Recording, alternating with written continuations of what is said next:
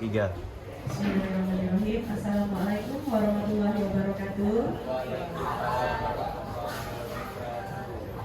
Yang terhormat Ibu Waka Kesiswaan SMA Negeri 12 Pontianak, Ibu Siti Hakim Komariah, SPD MPD. Yang terhormat Ibu Elita Maya. Yang terhormat Bapak Ibu guru yang ada di ruangan ini. Dengan bersyukur kita panjatkan kehadiran Tuhan Yang Maha Esa, karena dengannya kita bisa berkumpul di ruangan ini dalam kegiatan diseminasi budaya positif. Sebelum masuk pada acara ini, saya akan memaparkan kegiatan kita pada hari ini. Yang pertama yaitu doa yang akan dibacakan oleh Bapak Solihin. Yang kedua adalah kata sambutan dari Ibu Waka. Selanjutnya ada penyampaian materi dari Ibu Elita Maya. Selanjutnya ada umpan balik dari Bapak Ibu yang hadir di dalam ruangan ini. Dan yang kelima, refleksi.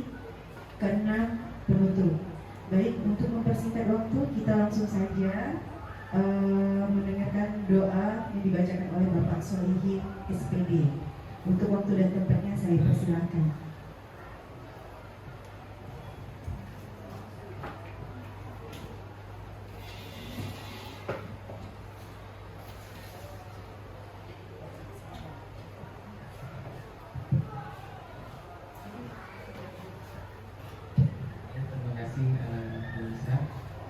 Sebelum kita mulai kegiatan pada hari ini, marilah kita menjaga doa kepada Tuhan Yang Maha Esa agar apa yang nanti akan disampaikan oleh Bu Elita Maya dapat memberikan kita manfaat yang dapat kita terapkan. Doa menurut budaya dan agama masing-masing dimulai.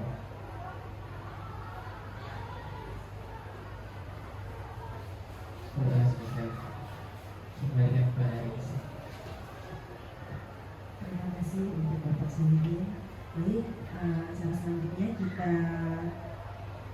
lanjutkan, yaitu kata sambutan dari Ibu Waka. Ibu Siti, waktu dan tempatnya kami persilakan. Bismillahirrahmanirrahim.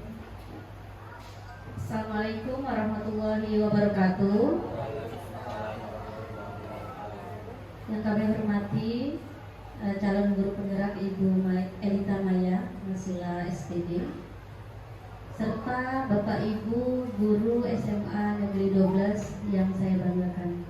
Alhamdulillah, mari kita panjatkan puji dan syukur kita atas kehadirat Allah Subhanahu wa taala, karena berkat rahmat dan hidayahnya hari ini kita bisa berkumpul di sini mencari ilmu bersama dalam kegiatan diseminasi budaya positif dalam rangka kegiatan calon guru penggerak dari sekolah kita ya, SMA Negeri 12, yaitu Ibu yang namanya Masila SPD. Saya berharap kegiatan diseminasi ini bisa menyebarkan budaya positif yang baik kepada kawan-kawan sekalian ya, guru-guru SMA Negeri 12, sehingga kedepannya guru-guru SMA Negeri 12 bisa terinspirasi dari budaya positif yang ada, sehingga bisa memberikan dampak yang baik bagi pembelajaran kita ya, bagi kegiatan belajar dan mengajar di sekolah kita, dan juga bisa memberikan semangat dan bisa menularkan kepada guru-guru yang lain. Begitu juga kepada calon guru penggerak dari SMA Negeri 12, yaitu Ibu Elita Maya, diharapkan bisa berbagi ya, Bu ya, berbagi hal-hal yang baik ya, hal-hal yang positif, di mana menciptakan budaya yang baik untuk lingkungan sekolah kita. Saya berharap juga tren positif ini bisa terus berkembang, dan teman-teman yang lain juga bisa menciptakan budaya-budaya lain yang baik ya, sehingga kedepannya sekolah kita bisa jadi sekolah yang memiliki atmosfer yang positif ya, sehingga lama-kelamaan bisa menjadi lebih maju dan anak-anak kita juga merasakan dampak baik tersebut. Mungkin itu saja ya kata dari saya. Untuk selanjutnya saya kembalikan ke MC. Saya akhiri dengan ucapan Assalamualaikum warahmatullahi wabarakatuh. Terima kasih untuk sambutan dari Ibu Kajian Negeri 12 Pontianak. Baiklah, cara selanjutnya kita dengarkan pemaparan materi dari Ibu Elita Maya. Untuk waktu dan tempatnya kami persilakan.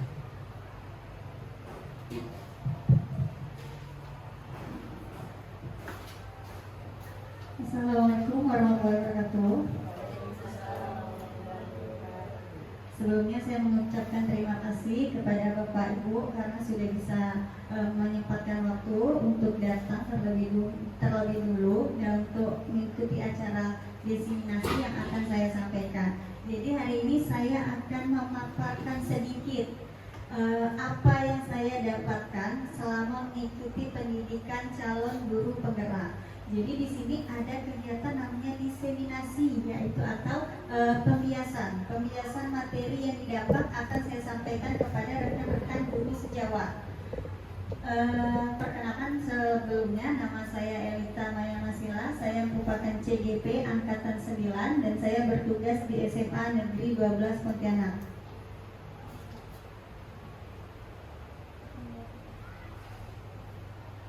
Di sini saya akan memulai dengan pertanyaan pemantik antara setuju atau tidak setuju.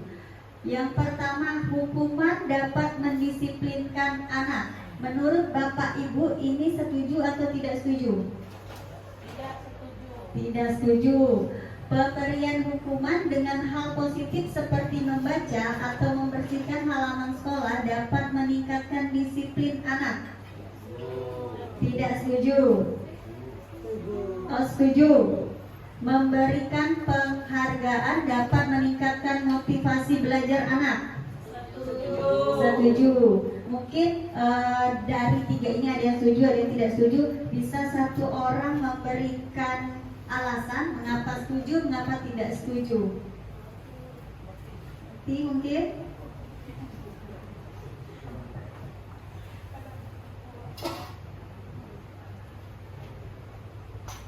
Bismillahirrahmanirrahim. Assalamualaikum warahmatullahi wabarakatuh.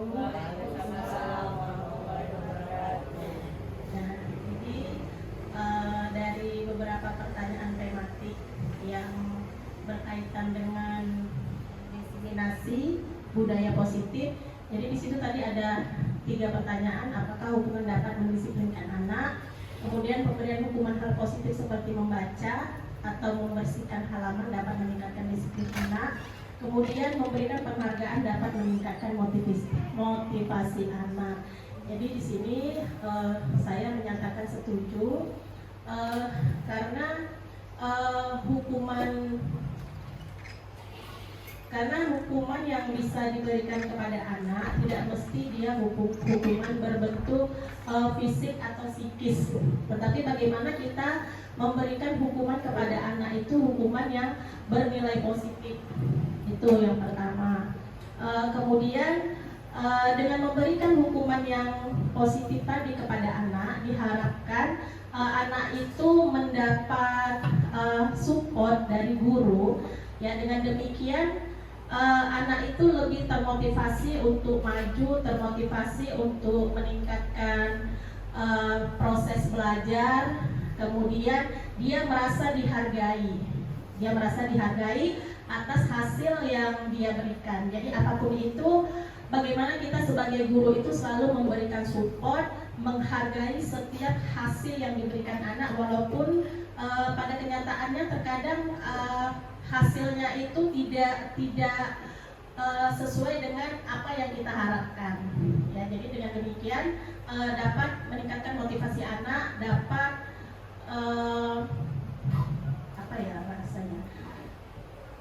dapat meningkatkan motivasi anak, dapat memotivasi anak untuk lebih giat lagi dalam belajar, lebih berani melakukan hal-hal baru, lebih berani melakukan inovasi dan lain sebagainya. Terima kasih. Ya, terima kasih Bu Okti atas respon yang diberikan. Nah, ini nantilah kita bahas lagi ya. Sekarang kita lanjut dulu. Nah, jadi di sini budaya positif itu merupakan perwujudan dari nilai-nilai atau keyakinan universal yang diterapkan di sekolah. Sebelumnya, mungkin saya ingin mengingatkan kalau keyakinan universal ini terdiri dari profil pelajar Pancasila. Jadi ini beriman dan bertakwa pada Tuhan Yang Maha Esa, gotong royong, mandiri, itu dalam 6 itu masuk dalam keyakinan universal. Di sini tujuan budaya positif adalah menanamkan motivasi pada peserta didik untuk menjadi orang yang mereka inginkan dan menghargai diri sendiri dengan nilai-nilai yang mereka percaya. Jadi ketika kita sebagai guru akan mengajar budaya positif, jadi ini kita akan membuat siswa itu tidak tertekan, tapi nanti ada namanya motivasi internal. Mungkin next dulu Bang. Nah, ini budaya positif yang akan kita bahas. Ada disiplin positif, kebutuhan dasar manusia, motivasi perilaku manusia, posisi kontrol guru, keyakinan kelas, dan segitiga restitusi. Nah, disiplin positif di sini mungkin banyak orang yang maknai kalau disiplin itu sesuatu yang dilakukan seseorang pada orang lain untuk mendapatkan kepatuhan dan memiliki kecenderungan ketidaknyamanan, serta sering dihubungkan dengan tata tertib yang berkaitan dengan sanksi dan hukuman bagi yang melanggarnya. Karena biasa memang seperti itu kan, kalau udah dibilang disiplin berarti harus sesuai dengan tata tertib yang berlaku. Dikatakan tidak disiplin jika dia tidak mengikuti tata tertib yang udah dibuat sama pihak sekolah misalnya kan. Lanjutkan. Di sini ada dua pengertian dari para ahli tentang disiplin positif. Yang pertama menurut Ki Hajar Dewantara yang menyatakan bahwa untuk mewujudkan murid yang merdeka, murid harus memiliki disiplin yang kuat yang berasal dari dirinya dan ataupun berasal dari luar dirinya. Menurut Diani Gosen dalam bukunya Restructuring School Discipline tahun 2001 menyatakan bahwa arti dari kata disiplin berkonotasi dengan disiplin diri dari murid-murid yang dapat membuat seseorang menggali potensinya menuju ke sebuah tujuan, sesuatu yang harus dihargai dan bermakna. Jadi bisa disimpulkan dari dua pengertian itu, budaya positif adalah murid yang memiliki disiplin positif akan memiliki motivasi internal yang tinggi dalam menguasai diri untuk melakukan tindakan yang sesuai dengan nilai-nilai kebajikan universal. Dan kita sebagai pendidik tugasnya itu adalah memberi bimbingan kepada siswa untuk memiliki disiplin diri yang berasal dari dirinya sendiri. Jadi mungkin di sini ada yang pernah mendengar kalau guru menurut Ki Hajar Dewantara itu adalah petani. Mungkin ada yang pernah dengar?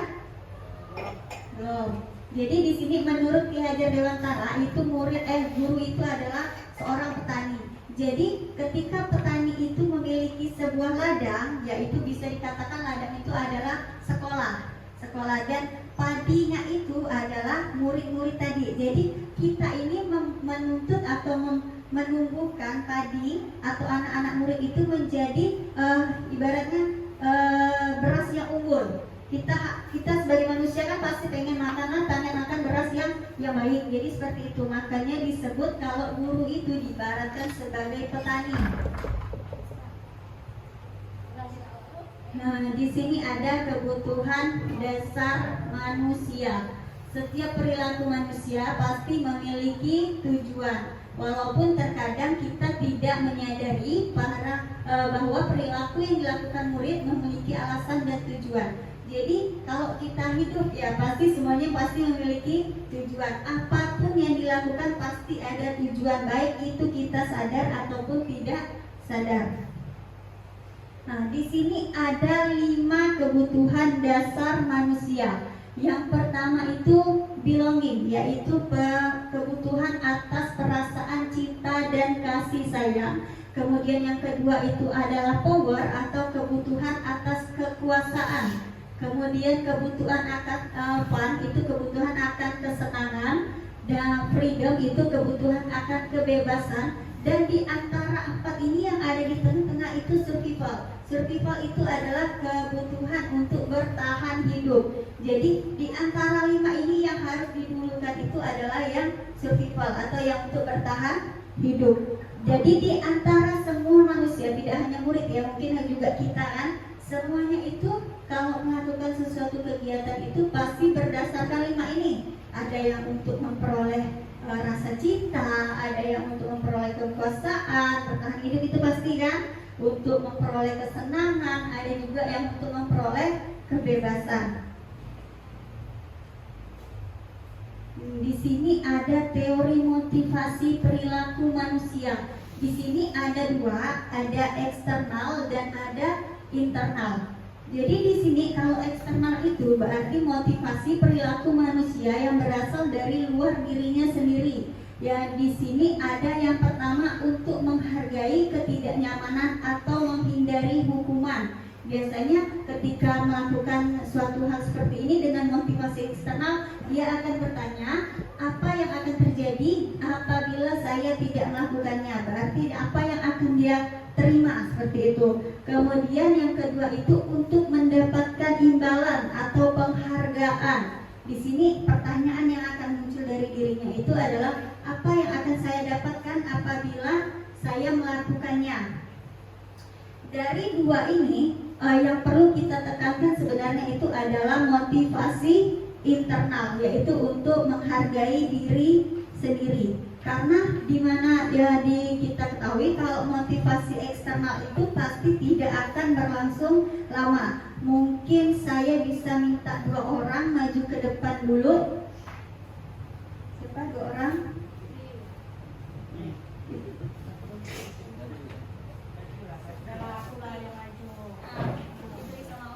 Ya. Oke Kak. Oh.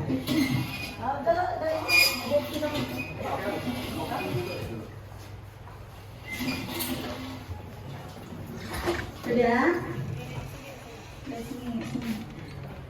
Jadi di sini bisa kita ibaratkan ini ada mempelajari motivasi internal dan eksternal. Mungkin Bu Fitri bisa menggenggam tangan, Bu Fitri, menggenggam tangan. Dan Pak Oki, saya minta apabila saya minta Pak Oki ini buat Bu Fitri ini untuk membuka tangan tapi tidak menyentuh. Bisa? Jadi Bu Fitri kan mengepalkan tangan. Jadi saya minta Pak Oki itu gimana caranya membuat Bu Fitri ini untuk membuka tangannya tapi tanpa menyentuh Bu Fitri. Bisa? Nah, coba. Bu Fitri, saya minta Bu Fitri untuk melepaskan genggaman tangan Bu Fitri. Sekarang. Bisa Bu? Oh, bisa. Bisa. Menurut ya? Menurut saya. Udah, silakan dulu. Jadi di sini Bu Fitri cepat ya, dia tidak teguh. Apabila dia pengen sesuatu, dibilang orang lepas. Oh, memang berarti dia sesimpel itu hidupnya.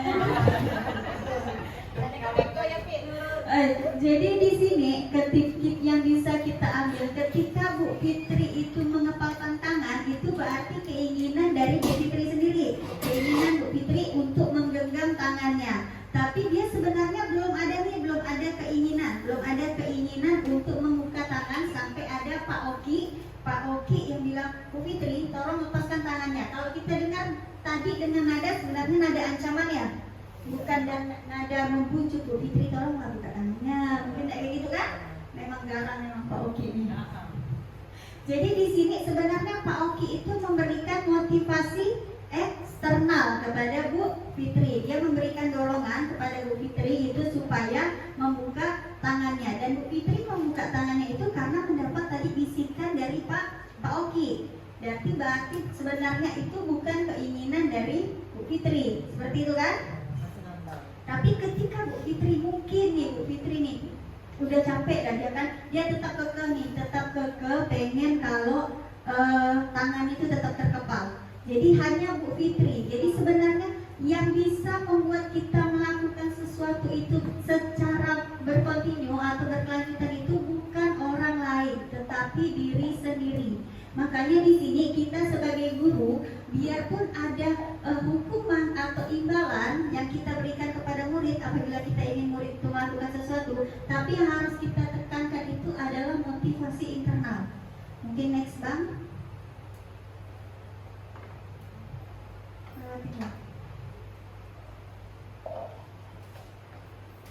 Di sini ada bahasa dihukum oleh penghargaan. Ya, mungkin dari kita semua nih, saya bahkan saya pernah juga memberi reward ya bahasanya ya, reward atau penghargaan kepada murid ketika dia melakukan sesuatu yang lebih daripada teman-temannya, seperti itu kan. Yang mungkin kita pikir itu awalnya, saya juga berpikir itu bagus, sebenarnya itu memotivasi siswa untuk lebih giat lagi belajar. Tapi selama di pendidikan kemarin calon guru penggerak, saya memperoleh masukan atau pendidikan baru atau ilmu baru. Di sini dibilang kalau dihukum dengan penghargaan. Jadi sebenarnya efek penghargaan itu ada merusak hubungan. Jadi ada perasaan tidak nyaman antara guru dan siswa, dan juga merusak hubungan antara siswa yang satu dengan siswa yang lain. Karena ada kecenderungan biasanya mungkin yang menonjol siswa yang di atas rata-rata lah ya, yang di atas rata-rata itu dia bakal semangat nih. Tapi ketika siswa yang di bawah rata-rata pendidikannya itu akan merasa terkucilkan, dia pasti seperti itu. Paling aku udah dapat lagi bah, paling aku udah dapat lagi, seperti itu. Jadi sebenarnya ada dampaknya. Dia makanya disebut penghargaan tidak efektif, mengurangi ketepatan. Penghargaan itu sebenarnya menghukum untuk anak-anak yang tidak bisa melakukan sesuatu yang seperti guru inginkan, seperti itu kan. Kemudian pengaruhnya juga jangka pendek, dan pengaruh jangka pendek ini hanya kesenangan, sedangkan pengaruh jangka panjang itu adalah sikap perasaan merasa terkucilkan tadi. Perasaan merasa terkucilkan dari dia, sehingga besok-besok kalau dia masuk ke kelas itu lagi, paling aku nggak dapat lagi, paling yang dapat itu lagi, pasti kan. Kemudian itulah akibatnya dia akan menurunkan kualitas, mematikan kreativitas. Dia mematikan kreativitas karena dia hanya akan berlaku dengan sesuai yang diminta oleh guru. Misal guru minta buang sampah pada tempatnya, jadi hanya itu, dia tidak ada kreativitas. Di sini juga mengurangi motivasi intrinsik atau internal. Next bang. Di sini ada tindakan guru, di sini ada hukuman atau konsekuensi. Sebelumnya saya ingin bertanya lagi, menurut Bapak Ibu hukuman atau konsekuensi itu sama atau berbeda? Hukuman atau konsekuensi itu sama atau berbeda? Hukuman ya, bisa? Berbeda. Oke, apa bedanya Pak Oki?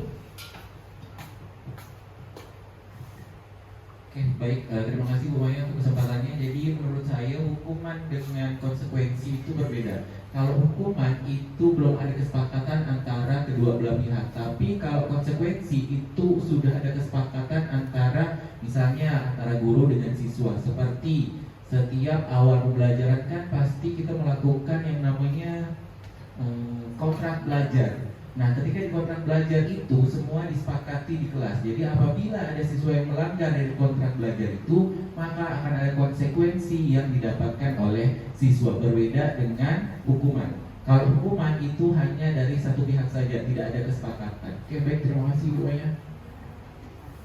Ya, terima kasih Pak Oki. Itu sudah sangat tepat sekali antara perbedaan hukuman dengan konsekuensi. Jadi yang pertama, untuk kasus pertama di sini ada mencatat 100 kali dalam buku kalimat saya tidak akan terlambat lagi karena terlambat ke sekolah. Menurut Bapak Ibu itu hukuman atau konsekuensi? Hukuman. Yang kedua, lari mengelilingi lapangan basket 2 kali karena terlambat hadir di sekolah. Itu hukuman atau konsekuensi? Hukuman. Yang ketiga, murid diminta untuk push up 15 kali karena tidak menggunakan masker ke sekolah. Konsekuensi atau hukuman? Apa? Yang mana hukuman, yang mana konsekuensi? Yang mengganti kertas ya? Yang push up. Hukuman menggantikan kertas tugas teman yang telah dicoret-coret, itu konsekuensi.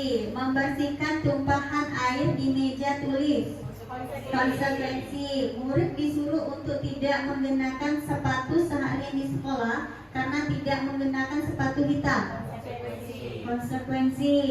Lari mengelilingi lapangan basket 2 kali karena terlambat 10 menit untuk pelajaran PJOK, konsekuensi. Jadi mungkin next Pak untuk jawabannya. Jadi di sini tadi benar kecuali yang ini, yang murid disuruh untuk tidak menggunakan sepatu seharian di sekolah karena tidak menggunakan sepatu hitam. Jadi di sini tadi kan banyak jawab konsekuensi ya. Tapi kalau tadi menurut Pak Oki itu kan berarti kalau yang namanya hukuman itu dibuat oleh sepihak, berarti kan dibuat oleh sekolah, kan berarti itu termasuk hukuman karena dia melanggar peraturan yang sudah ditetapkan sama sekolah, kan dia tidak punya hak sama sekali untuk melawan itu. Ya, next Pak. Ini nggak bisa. Di sini saya lanjut ke 5 posisi guru. Selama ini juga saya menganggap posisi guru itu hanya sebagai pengajar, toh kan? Jadi ternyata posisi guru itu ada 5. Ada penghukum, pemuat rasa bersalah, teman, pemantau, dan manajer. Nah, di sini ada keterangan atau penjabaran dari guru itu bersikap penghukum, pembuat rasa bersalah, teman, pemantau, dan manajer. Jadi kalau penghukum itu biasanya guru itu berbuat menghardik, menunjuk-nunjuk, menyakiti, menyindir. Biasa seringnya ada guru-guru menyindir. Kemudian guru juga berkata pasti dengan nada ancaman, kalau kamu tidak melakukannya, awas ya, rasakan. Bisa ada seperti itu kan? Di sini hasilnya itu adalah kepada siswa itu dia akan menimbulkan jiwa memberontak atau menyalahkan orang lain, bahkan dia akan berbohong. Kemudian kaitannya dengan dunia berkualitas. Dunia berkualitas ini merupakan sesuatu yang kita anggap penting, orang-orang yang kita anggap penting. Maka di sini kalau kaitannya berarti murid akan meletakkan guru tidak di dalam dunia berkualitas dia, tapi dikeluarkannya. Dampaknya murid akan berkata, biarkan saja, nanti juga marah-marah lagi. Jadi dia udah tahu nih ketika dia akan melakukan salah, paling dia akan dapat hukuman gitu-gitu lagi. Jadi tidak ada efek jerah sebenarnya kan. Kemudian ada pembuat rasa bersalah. Kalau tadi penghukum tuh ibaratnya sangar atau tegas kan, apa salah udah gitu. Kalau pembuat rasa bersalah ini dia agak lembut sedikit. Jadi dia bisa berbuat atau mengatakan seharusnya kamu tidak seperti itu. Terus bisa lagi bilang ibu kecewa, misal seperti itu. Dia harus membuat anak itu merasa bersalah. Seperti ini guru akan berkata, kamu seharusnya, kamu sudah tahu, ibu lelah sekali mengatakannya, ibu stres, gitu kan. Kemudian anak juga akan tapi itu juga akan menimbulkan efek anak itu belum terbuka. Dia akan tetap menyembunyikan apa yang dia rasakan, bahkan menyangkal juga akan berbohong. Di sini guru akan diletakkan murid di dalam dunia berkualitasnya, karena murid ini sebenarnya ada rasa bersalah kepada guru itu. Misal contohnya ketika ada misalnya murid melakukan suatu kesalahan, jadi guru itu akan berkata, tolonglah jangan buat ibu dimarah nanti sama kepala sekolah, seperti itu. Kemudian di sini yang udah agak mendekati itu ke teman. Mungkin kalau kita untuk jajaran SMA ya mungkin lebih tepatnya itu ke teman kan, karena yang murid yang kita hadapi ini udah beranjak ibaratnya udah 17 tahun ke atas kan, atau udah pikirannya udah remaja, dia akan ada jiwa berontak seperti itu kan. Jadi di sini guru itu akan membuat alasan-alasan untuk muridnya tetap dibela. tetap dibela. Contohnya ibunya, gurunya akan berkata, ayolah lakukan demi ibu. Masa kamu tidak mau? Ingat enggak ibu pernah bantu? Seperti itu kan, kita pasti ingatkan dia nih kesalahan nih. Tapi hasilnya murid itu karena dia merasa berteman tadi, murid akan merasa ketergantungan. Jadi apa-apa yang dia mau itu pasti minta tolong ibu lah, minta tolong ibu, minta tolong ibu, minta tolong bapak, seperti itu. Karena murid itu merasa gurunya itu sebagai teman. Ketika ini murid akan berkata, saya pikir bapak atau ibu teman saya. Ternyata begitu. Intinya itu dia itu tidak akan menjadi mandiri karena dia sedikit-sedikit menggantungkan kepada gurunya. Di sini udah levelnya agak tinggi nih, ke pemantau. Biasanya guru-guru nih udah. Tapi kalau saya awalnya itu masih sebagai penghukum atau teman. Biasanya kalau kita standar masuk penghukum atau teman kan. Pemantau di sini dia akan menghitung dan mengukur. Kemudian di sini pemantau itu tidak juga terlalu lembek, tapi dia juga mulai tegas. Apa peraturannya? Dia akan bertanya seperti itu. Dia mengingatkan kepada siswa sebenarnya udah ada peraturan. Jadi tidak langsung menghari kamu salah, itu tidak mungkin seperti itu. Kemudian di sini siswa akan merasa menyesuaikan diri dan karena tadi kita sebagai pemantau, siswa itu akan merasa diawasi. Di sini murid akan meletakkan guru di dalam hukum dan peraturan di dunia berkualitas.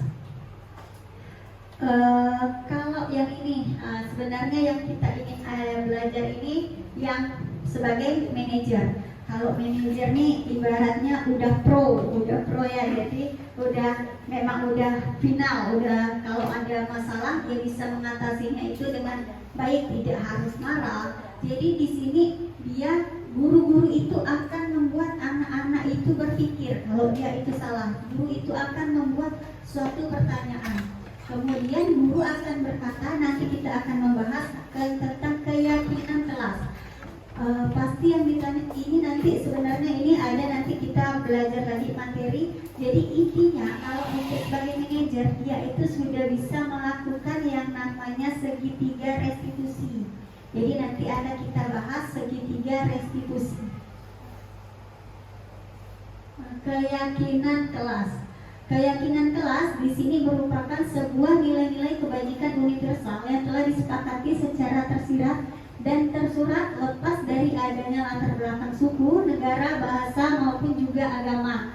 Keyakinan kelas dibuat secara bersama dengan seluruh siswa. Jadi di sini saya mau bertanya, di sini biasanya sering kita dengar kesepakatan kelas. Jadi kesepakatan kelas itu sama atau tidak dengan keyakinan kelas? Karena mungkin keyakinan kelas kita biasa bilang kontrak belajar ya, kontrak belajar. Jadi di sini kesepakatan kelas itu sama atau beda dengan keyakinan kelas? Beda. Atau alasannya Bu?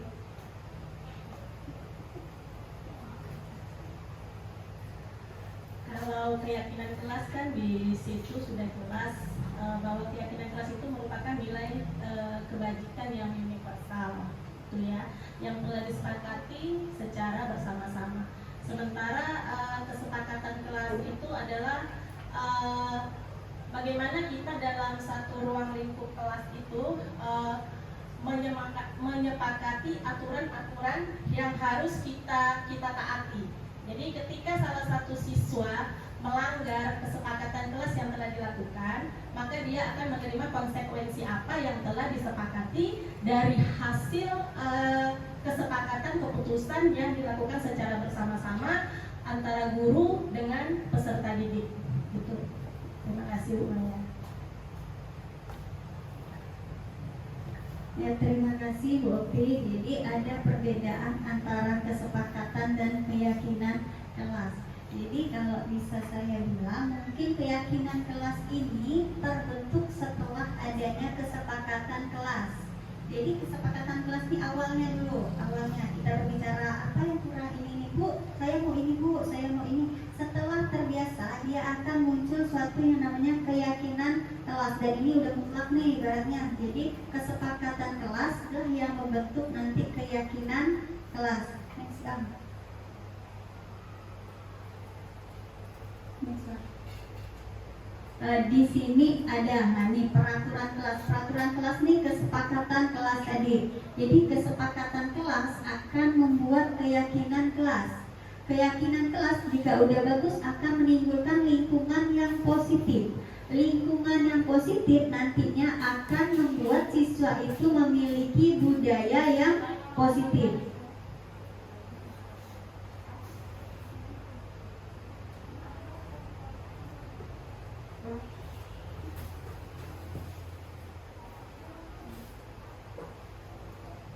Ya mungkin. Jadi di sini tadi ada kita menyebut manajer ya. Manajer itu posisi kontrol guru sebagai manajer. Saya mengatakan itu kalau guru itu sudah bisa melakukan suatu segitiga restitusi. Jadi segitiga restitusi ini merupakan suatu proses dialog yang dijalankan guru atau orang tua agar dapat menghasilkan murid yang bertanggung jawab dan mandiri. Next Bang. Jadi di sini ada 3 tahapan dari restitusi. Yang pertama itu menstabilkan identitas, yang kedua itu memvalidasi tindakan yang salah, dan 3 itu adalah menanyakan keyakinan. Jadi ini kalau biasanya ada yang bertanya, boleh nggak misalnya hanya menstabilkan identitas atau validasi tindakan yang salah? Jadi yang namanya segitiga restitusi dia itu mutlak harus dilakukan tiganya, tidak bisa hanya satu. Next Bang. Jadi di sini ada yang pertama tadi itu menstabilkan identitas. Di sini berdasarkan prinsip membuat kesalahan adalah bagian dari proses pembelajaran. Jadi ketika ada seorang anak melakukan kesalahan, kita itu tidak boleh kamu salah. Pasti kita harus menanyakan dulu seperti ini. Oh wajar, ibu mungkin jika di posisi kamu juga akan berlaku seperti itu. Itu merupakan bagian dari proses pembelajaran. Mungkin seperti itu. Kita tidak bisa langsung hadap kamu salah. Dampaknya itu akan menggeser identitas kegagalan menjadi identitas kesuksesan. Next Bang. Kemudian validasi tindakan yang salah. Di sini yang pertama itu berdasarkan prinsip setiap perilaku berupaya memenuhi suatu kebutuhan tertentu. Kebutuhan tadi yang ada 5 tadi di awal, ada kebutuhan akan bertahan hidup, kebebasan, penguasaan. Kemudian di sini guru akan bergeser dari pemikiran stimulus respon menjadi proaktif, dan guru akan mengakui dan mengenali kebutuhan murid dan akan memperbaiki hubungan dengan murid. Di sini ada menanyakan keyakinan. Di sini murid akan diberikan pertanyaan yang bermakna untuk memunculkan motivasi secara intrinsik atau internal.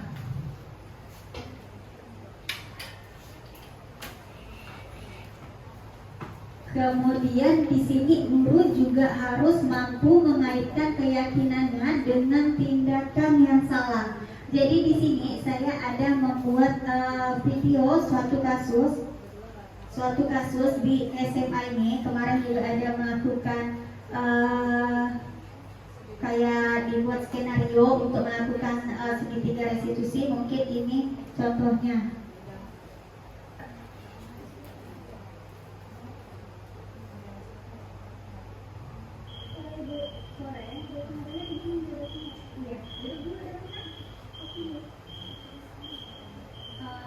Hari ini ibu menerima laporan dari teman-teman Devina. Kalau Devina hari ini marah-marah di kelas ya? Iya Bu, soalnya Devina kesel. Kenapa Devina kesel? Soalnya teman-teman tadi tuh ribut di kelas, terus Devina ingetin malah Devina ketawain. Oh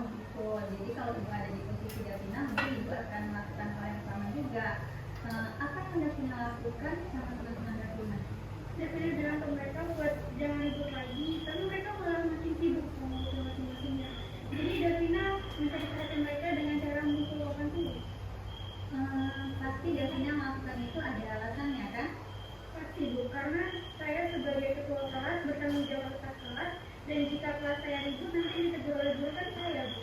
Ya wajar lah kalau Davina bersikap seperti itu ya, karena Davina memiliki rasa tanggung jawab untuk menjaga ketenangan di kelas. Ibu juga menghargai yang sudah Davina lakukan. Mungkin Davina bisa berbuat yang lebih fatal lagi kan, tapi di sini Davina menahan emosi agar tidak berkelakuan yang lebih kasar lagi atau fatal lagi kan. Sekarang coba Davina ingat-ingat atau renungkan apakah yang sudah Davina lakukan itu sesuai dengan keyakinan kelas yang sudah kita sepakati. Tidak. Apa keyakinan kelas yang sudah Davina langgar? Saling menghormati antar teman. Menurut Davina, saling menghormati antar teman itu penting tidak? Sangat penting, Bu.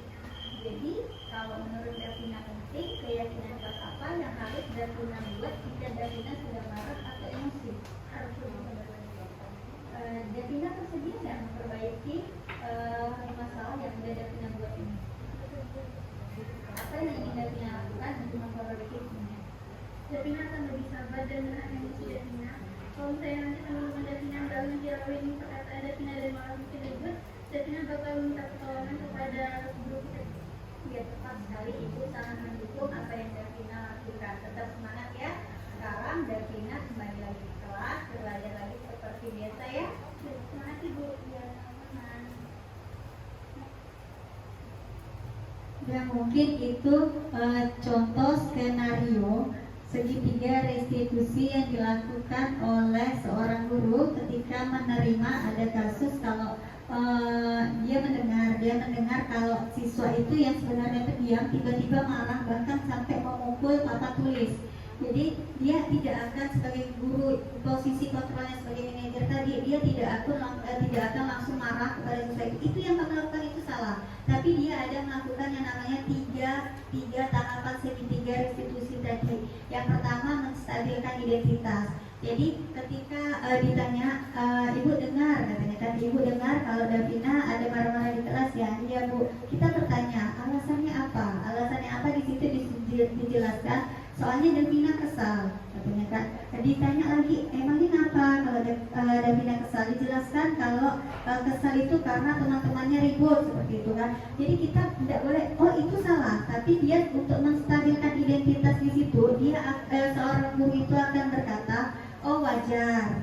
Mungkin ibu juga akan marah jika di posisi seperti Davina, seperti itu. Itu namanya menstabilkan identitas. Jadi dia tidak merasa oh yang saya lakukan ini salah, tapi dalam diri dia nih ada berkata memang agak sedikit salah ya, harusnya aku tidak seperti itu.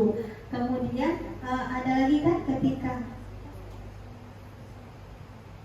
itu kegiatan dari segitiga restitusi yang kedua itu adalah validasi tindakan yang salah. Jadi ketika ini guru akan bertanya, jadi Davina sadar yang Davina lakukan tadi seperti tadi kan, sadar Bu kalau saya memukul meja, memukul papan tulis. Jadi kita juga tidak bisa bilang oh langsung salah, tapi tetap harus. Jadi di sini sebenarnya kalau sebagai manajer kita itu juga harus sebagai teman kan mencakup semua nih. Mencakup dari 4 posisi kontrol tadi. Kemudian yang terakhir baru kita kaitkan dengan keyakinan, menanyakan keyakinan. Ketika ada keyakinan tadi dia harus saling menghormati katanya, berarti dia tidak menghormati temannya. Jadi dia sadar. Jadi dengan ini kita tidak harus langsung marah-marah. Oh Davina kamu salah. Oh ini kamu salah. Jadi di sini kita karena yang kita hadapi ini anak SMA sebenarnya lebih tepatnya kalau kita melakukan segitiga restitusi karena akan mengena ke dalam dirinya. Jadi mungkin hanya itu yang ingin saya paparkan dari diseminasi saja. Mungkin saya pulang lagi ke pensi.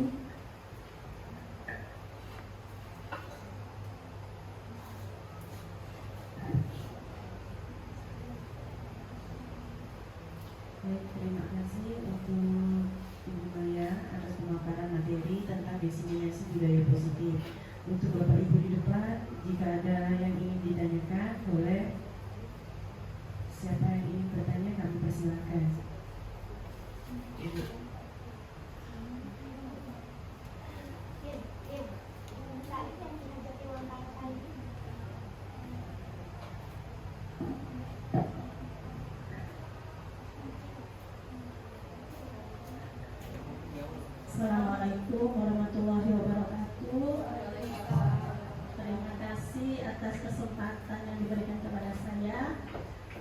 di sini saya mau menanyakan Bu Maya, tadi kan di situ ada memaparkan tentang pendidikan menurut Ki Hajar Dewantara, ya Bu Maya. Jadi tadi dijelaskan bahwa artinya tadi menurut Ki Hajar Dewantara itu bahwa pendidikan itu adalah memanusiakan manusia. Jadi artinya di sini bahwa pendidikan itu tidak hanya sekedar pengetahuan kognitif, sikap, dan juga psikomotor, tetapi bagaimana kita sebagai seorang guru itu mampu membentuk karakter peserta didik kita. Nah, jadi bagaimana pendidikan itu berpusat kepada siswa sesuai dengan kebutuhan dan karakteristik siswa. Jadi terkait dengan desiminasi budaya positif yang tadi telah dipaparkan oleh Bu Maya, yang ingin saya tanyakan itu bagaimana cara mengukur keberhasilan desiminasi budaya sekolah itu yang ada di sekolah kita, dan bagaimana implementasinya, Bu Maya. Terima kasih.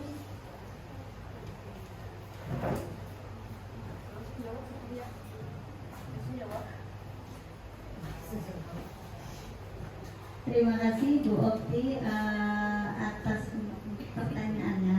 Jadi di sini memang kalau Ki Hajar Dewantara berarti intinya itu kan memanusiakan manusia yang manusia. Dalam konteks di sini sebenarnya kita ini harus pembelajaran ini kan menghamba kepada murid, ya kan, menghamba. Kalau sekarang ini kan kita harus menghamba, tapi bukan berarti kita itu menghamba itu menyembah-nyembah sama siswa, kan?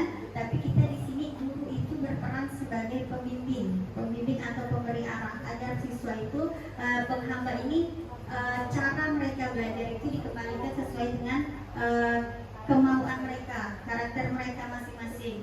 Jadi di sini pertanyaan Bokti dengan berkaitan dengan budaya positif di bagaimana implementasinya dan bagaimana mengukurnya. Jadi kalau kita bisa lihat budaya positif tadi kan berarti kan mengukur keberhasilannya ya. Mengukur keberhasilannya itu bisa kita lihat nanti dalam karakter murid. Tapi itu memang tidak bisa kita jabarkan secara langsung karena kita harus melihat proses. Jadi bisa kita sebagai guru kan kita ngajar ini 3 tahun ya, 3 tahun. Otomatis kita ini kenal siswa kita. Kayak misalnya siswa bisa, contohnya ya. Jadi misalnya ada si A ini dulunya nggak ada sama sekali niat mau belajar, suka ngajau temannya. Kalau guru ngomong 1 dia ngomong 10 seperti itu kan. Tapi di sini seiring dengan adanya yang kita lakukan tadi posisi kontrol kita segitiga restitusi, mungkin kita bisa melihat perubahannya mungkin anak ini nih udah enggak seperti dulu lagi, udah bagus.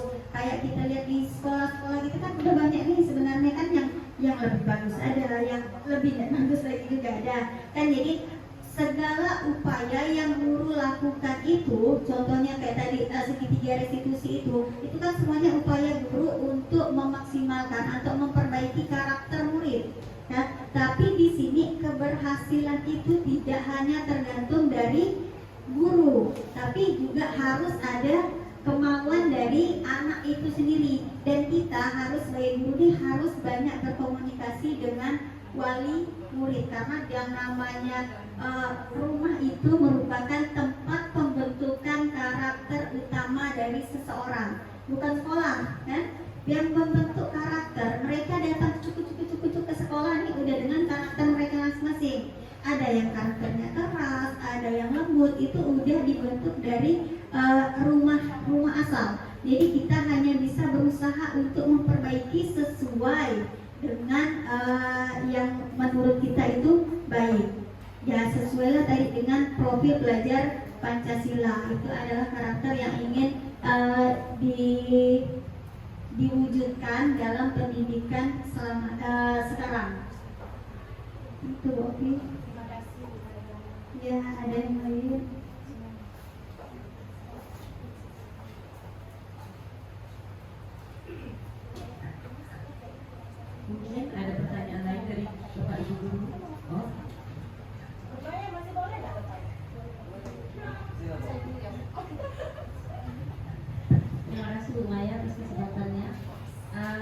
bukan pertanyaan sih ya Bu Maya, mungkin sedikit tanggapan ya Bu Maya mengenai segitiga restitusi tadi itu saya sangat tertarik ya.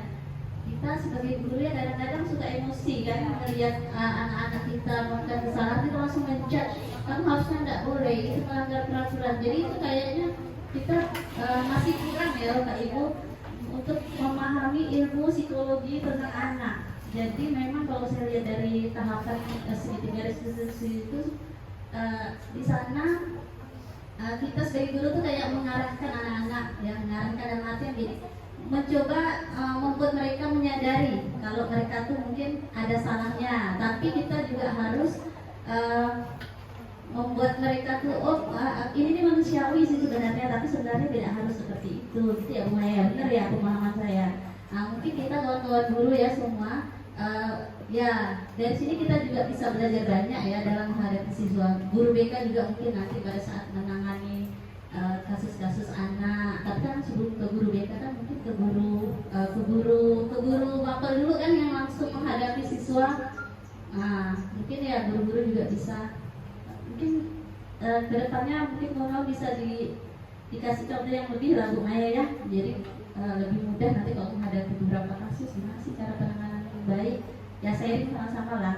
Guru BK kan juga punya ilmunya, dari Bu Maya di pendidikan guru penggerak juga ada disampaikan. Jadi kalau kami ini kan kadang-kadang masih ilmu psikologi anak tuh masih jatuh ya, saya mengakui juga gitu ya. Kadang-kadang kita masih emosi, padahal kita kan harus mengetahui juga keadaan siswa, apa latar belakang dia seperti itu. Kenapa dia di kelas seandainya ya? Kenapa mereka suka main game segala macam kan? Nah itu kan harus kita pahami kondisinya. Saja sih Bu Maya. Terima kasih Bu Maya sudah berbagi ilmu. Nanti bisa selanjutnya bisa di-share kembali materi-materi kepada teman-teman lain yang punya hati. Terima kasih. Terima kasih masukan dari Mem Siti ya. Karena saya juga ibaratnya ini dulu juga memang saya bilang tadi kan dulu kita tuh cuma ngajar sebagai guru. Kita tahunya kalau anak salah itu kita hukum. Mungkin seperti itu kan dari dan ini memang ibaratnya baru saya dapat juga sama Mem Siti, jadi juga baru saya dapat tentang segitiga restitusi, jadi tentang cara penanganan siswa dan perbedaan hukuman sama konsekuensi juga itu memang baru saya dapatkan, dan itu akan berbagi dan akan menghasilkan saya rasa budaya positif kalau kita semua di sekolah ini bisa melakukan seperti yang contoh tadi. Terima kasih. Nanti itu mungkin ada lagi. Baik Bapak Ibu, masih ada yang ingin bertanya? Kami masih membuka pertanyaan. Bu Tri masih mau bertanya? Oh, boleh. Oh iya, boleh. Iya.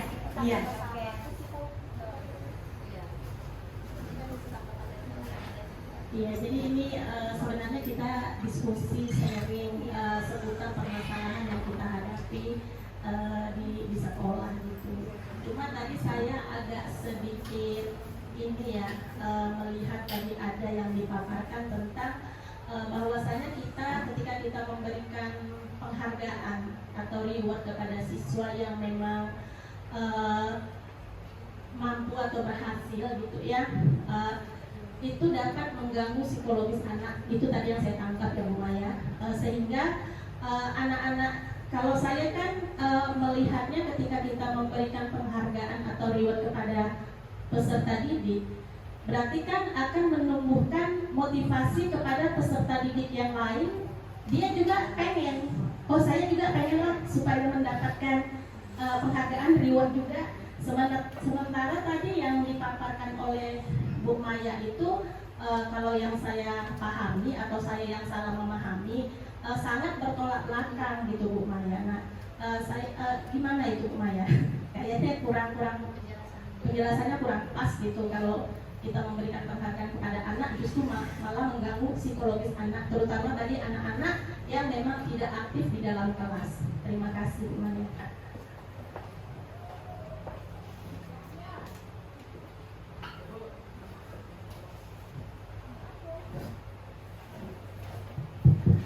Ya, terima kasih atas tanggapan yang dikasih sama Bu Okti. Mungkin di sini kita bisa diskusi ya,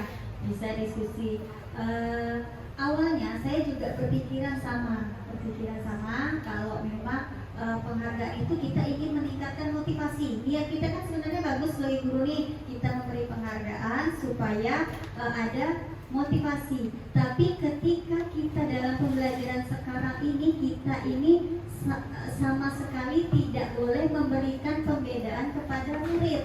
Kayak misal untuk rapot tidak boleh ada juara 1, 2, 3, 4, 5, itu kan tidak boleh. Jadi dianggap sama. Dan kebanyakan memang kalau untuk kita beri reward seperti itu, yang dapat itu hanya anak itu saja. Dan yang kalau setelah saya juga berbagi pengalaman dengan yang guru-guru di luar kan, dalam itu juga mereka bercerita memang kalau mereka ngasih reward yang dapat selalu anak itu saja, dan bukan memunculkan motivasi, tetapi dia akan merasa, anak yang kurang ini akan merasa cenderung lebih mengucilkan diri karena dia tidak pede. Mungkin jawab kayak kita manusia ya, kalau kita manusia ada yang lebih pintar dari kita. Jawaban kita padahal kita tahu nih sebenarnya nih, kita tahu jawabannya sebenarnya A. Cuma untuk menyampaikan pendapat, untuk ada kata berani itu tidak bisa. Jadi sebenarnya untuk kita memunculkan sebagai motivasi anak itu bukan memberikan reward. Kalau menurut saya ya mungkin nanti bisa kita diskusikan lagi kan. Kalau pemberian reward itu hanya akan memberikan dampak anak itu mungkin dia merasa termotivasi tadi kan Bopi, tapi dia hanya motivasi eksternal, hanya untuk mendapatkan penghargaan, dan itu hanya berlaku untuk pada saat itu saja. Tidak bisa berlaku panjang. Jadi hanya kalau yang di sini ingin kita tekankan itu kan sebenarnya motivasi internal. Karena ketika seseorang itu sudah memiliki motivasi internal di dalam diri mereka sendiri, dia tidak akan mikir tuh untuk dapat penghargaan, untuk dapat hukuman, dia tidak mikir. Yang penting dia berperilaku baik atau melakukan budaya positif. Dan mungkin ada teman-teman lain yang mau menambahkan atau berdiskusi.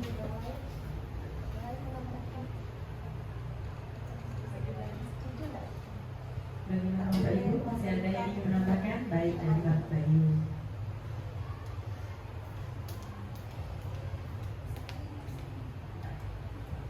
Yes, baik, terima kasih untuk kesempatannya.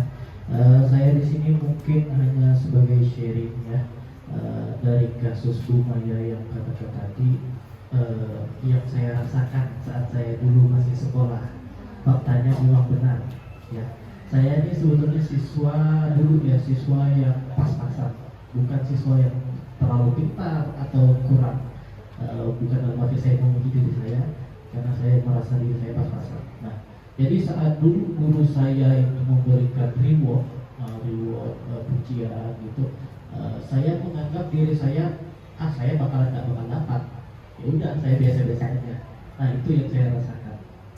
Nah, perubahan yang terjadi dalam diri saya itu memang dari faktor internal. Nah, saat itu waktu saya SMA ya, saya mulai merasa saya mau kemana sih? Saya berapa sih buat belajar nih? Nah, saya mulai memilihkan secara internal dari situ, bukan dari hal-hal di luar. Nah, dari situ saya mulai lebih semangat belajar. Lebih, kalau dulu ada nilai ujian nasional, saya ngejar ujian nasional dulu nilainya. Nah, kayak gitu. Itu sebenarnya sharing dari saya. Ya, terima kasih.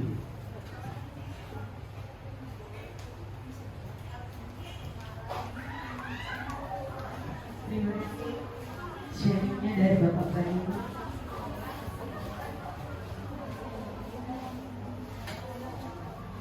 Mungkin masih ada yang ingin menambahkan atau berbagi sharingnya pada waktu sekolah dulu, Bapak Ibu, atau bagaimana dari Bu Maya?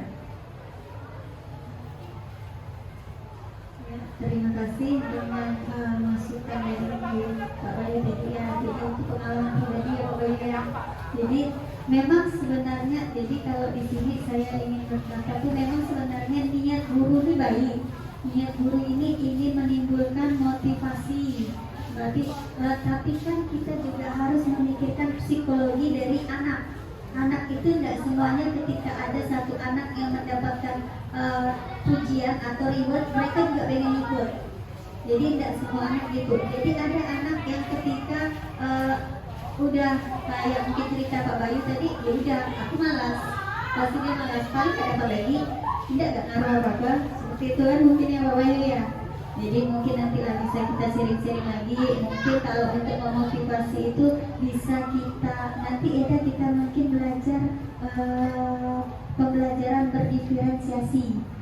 Nanti mungkin kita bisa sharing lagi, mungkin kita bisa mengadakan sharing lagi kayak gini, kita berbagi ilmu lagi tentang pembelajaran berdiferensiasi, di mana pembelajaran itu akan disesuaikan dengan minat siswa nanti. Ya, terima kasih. Baik, demikianlah dengan kegiatan kita hari ini ya, kegiatan yaitu diseminasi budaya positif.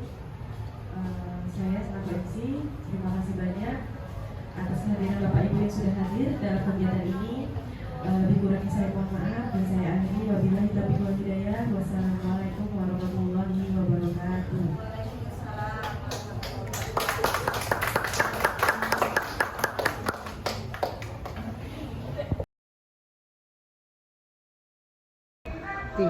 Assalamualaikum warahmatullahi wabarakatuh. Nama saya Adnaninda, saya rekan sejawat dari Ibu Elita Maya di SMA Negeri 12 Pontianak. Hari ini saya telah menyaksikan diseminasi yang dibawakan oleh Ibu Maya dan menurut saya materi itu sangat bagus, sangat bermanfaat bagi saya selaku pendidik dan saya harap kedepannya Bu Elita Maya mau membagikan lagi ilmunya yang telah beliau dapatkan di CGP. Dan untuk Bu Elita Maya, semangat terus untuk CGP-nya, semoga lulus.